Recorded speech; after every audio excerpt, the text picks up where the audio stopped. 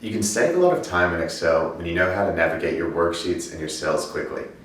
There are a number of navigation shortcuts that can help you with this. You can use the arrow keys to move around by one cell at a time. You can go right, left, up and down. You can also use the Enter and Tab keys to do this. So Enter will take you down, Tab will take you across. Note that if we use Tab a few times and then press Enter again, it's going to take us back to that column that we first started in. You can also use Shift Enter and Shift Tab to do the reverse of these. So Shift Enter will take us up, and Shift Tab will take us to the left once we start over here. So Shift Tab will take us to the left. Cool. Page up or page down will just scroll you one page up or one page down.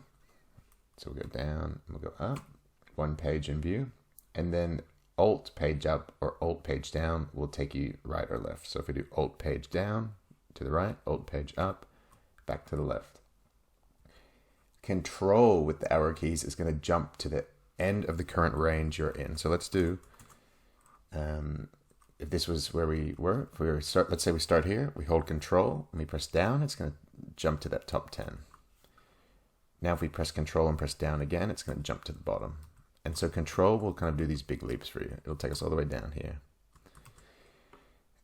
And if you use the End key, it's going to it's going to make your arrow keys kind of work like that Control button is being held down, but you don't actually have to hold Control. So if you press End down, it'll work just like holding Control. So End up. Control Home is going to move you to the start of your sheet's active range. So it should be A1. So we'll do Control Home. And Control End is going to move to the end of the active range, which should be this cell down here. Control End. Control page up or control page down is how you get in between your sheets. Page down will go to the right and page up will go to the left. There may be times where you have a row title followed by a units a couple of cells later, and then a couple of cells later you've got a whole row of data. And when you want to navigate something like this, you can hold Control and do it in 3 clicks.